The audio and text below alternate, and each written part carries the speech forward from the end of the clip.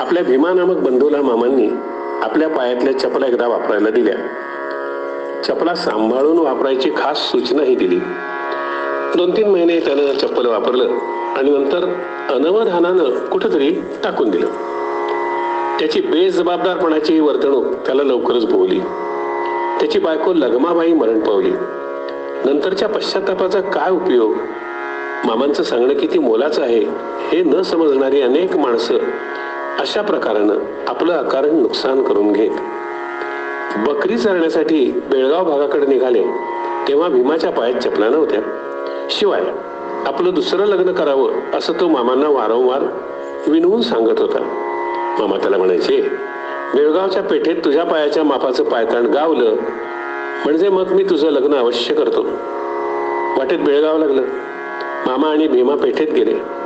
सांभाराची एकूण 1 दुकानं त्यांनी पालथी घातली, पण भीमाच्या पायाच्या मापाचं चप्पल मिळालं नाही. अखेर मामा भीमाला म्हणाले, मित्रे आता काय करू? तुझ्या नशिबात तू एकटाच आहेस.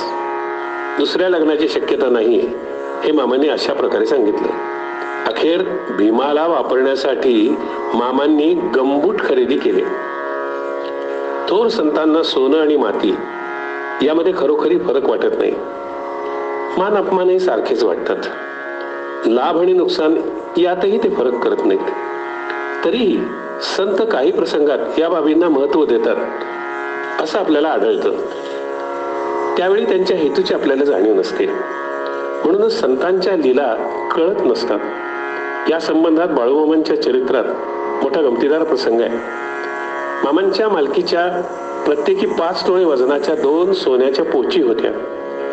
त्या ताराचंद चंदूलाल शेटजींच्या घरी होत्या. वार्षिक यात्रेच्या वेळेला शेटजी पोची आणत असत. यात्रेमध्ये 2 दिवस मामा त्या हातात घालत, नंतर शेटजींच्याकडं परत देऊन ठेवत. एकदा शेटजींनी त्या पोची गहाण ठेवल्या. रक्कम परत न देणं जमल्यामुळं पोची मिळाल्या नाहीत. आता यात्रा तोंडावर आली. अखेर यावर्षी पोची घेऊन शेटजी यात्रेला मामांच्याकडे गेले नाहीत. पुढल्या वर्षभरात त्या पोचींच्या सोडवणुकीसाठी बरीच हकीकत घडली. अखेर जासूदबाईंनी दुसऱ्या वर्षीच्या यात्रेच्या सुमाराला स्वतःची भारी किमतीची अशी साडी 700 रुपयाला विकली. सोनाराची रक्कम भागवली. त्या पोची आपल्या ताब्यात घेतल्या. एका छोट्या पिशवीत पोची ठेवून ती पिशवी त्या सतत आपल्या कमरेला अडकवून सांभाळत असत.